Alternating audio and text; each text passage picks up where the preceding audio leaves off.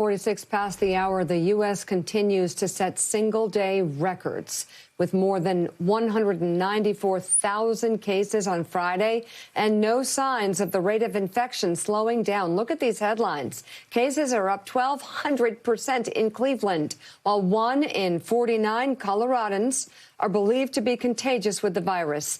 Daily deaths are also on the rise, adding to the 257,000 Americans who have now died. All this increasing the strain on already overburdened hospitals. There are now fears that not only hospitals becoming inundated, but that care may need to be rationed because of the overwhelming number of cases. Dozens of hospitals are bracing for even more patients following the Thanksgiving holiday. Joining us now, Reverend William Barber. He is president of Repairs of the Breach and co-chair of the Poor People's Campaign, which has organized caravans today for Moral Monday in 24 states, plus Washington, D.C., to mourn the 250,000 Americans who have died from the coronavirus. Also with us, family doctor at Duke University, Dr. Viviana Martinez-Bianchi. She has been involved in the pandemic response and is working to improve health equity across the state of North Carolina in response to COVID-19. Really great to have you both. Reverend Barber, tell us about the caravan and also pointing out that we don't hear the President of the United States talk much, if anything at all, about the people who have been lost due to this pandemic. Yeah. You know, one of the terrible things is that Trump and McConnell and those following them are really committing crimes against humanity. This is tremendously immoral, and we've not had any time of national mourning. And among those that are organizing today in 25 states in the District of Columbia is a young girl, 19 years old, named Olivia from Mississippi. She's lost 11 family members, 11 family members in coronavirus. And she's going to be leading one of the caravans in Mississippi. And we're calling them caravans of remembrance and caravans of mourning, saying we can't forget these deaths and just move past them like nothing has happened.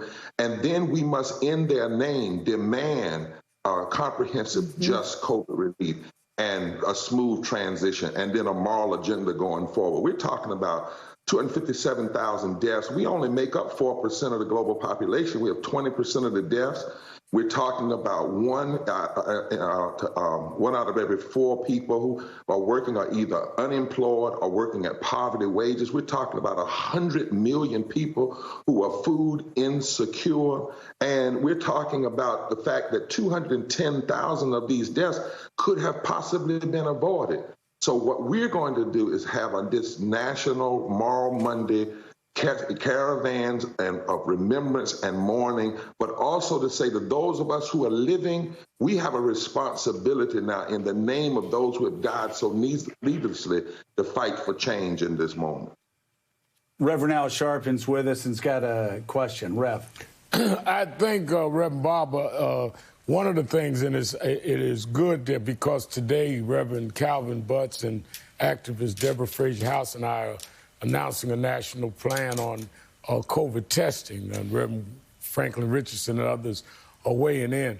Because what has been absent is that we're almost normalizing that 250,000 people have died, and that we are going forward without addressing the disparities and addressing what is going to go forward if these vaccines happen. So part of what you're doing today is focusing the attention and bringing it right there all over the country. One of my mentors, Jesse Jackson, used to say to me, you can't lead where you don't go. Do you think that this will lead to consistent coming together of the faith community like we're doing today with the testing and what you're doing today with the caravans? Have the faith leaders, by their silence and inaction, co-sign this normalizing of 250,000 deaths in COVID that could have been avoided if we had a president that had jumped on it in late January when he was informed of it? Well, some of them have, but we have now over 6,000 clergy that are part of our prophetic council that are going to be joining these poor and low wealth people who are standing up. We have poor and low wealth, we have advocates, we have allies, because the majority of the people, whether they be white, black, or brown, are poor and low wealth who have died. Poor and low wealth people, you know, we had 140 million of them in this country prior to COVID, and it's only exacerbated since COVID. And what we're saying, too, is we have an agenda that we've been pushing in the Poor People's Campaign, saying we have to have equitable, free access to COVID-19 testing, treatment, and vaccines for all, regardless of race, creed, color, sexuality. We must guarantee quality health care for all, regardless of pre-existing conditions, expand Medicaid in every state. And then we got to secure health care for all. We've got to expand food stamps and access to food. We've got to raise the minimum wage to $15 an hour. Because, again, the people being hit the hardest are poor and low wealth workers, poor and low wealth people. We have to expand unemployment insurance, paid sick leave, family leave, access to public and affordable housing and rental assistance. We have to stop all the foreclosures and evictions immediately and enact the rent freeze, including stopping all increases of rent. And these things have to happen in COVID relief and in a new agenda, because one act, one bill is not going to fix this. We are in a long-term recovery that we've got to fight all the way through. And so people are coming together, and we're going to be doing Moral Mondays consistently all the way through the first 100 days. That's wonderful. Dr. Martinez-Bianchi, let's talk about what's happening on the front lines. I think anything that you can tell us about what these coronavirus patients are going through, the increase in numbers, the space in hospitals, whether or not care needs to be rationed, anything to help people understand how important it is to try and stay apart over the Thanksgiving holiday.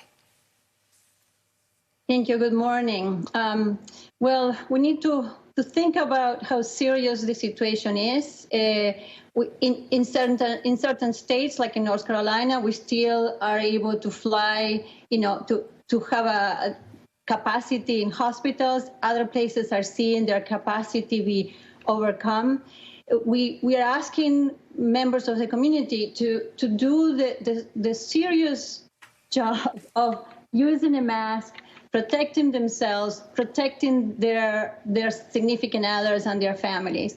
We have seen, as healthcare workers, we have seen the politicization of a public health response that should have never become red versus blue. It should have been all of us against the virus. We need to unite together to start seeing a decrease in this contagiousness. We know that wearing masks, keeping the distance, and trying to, and washing hands, etc.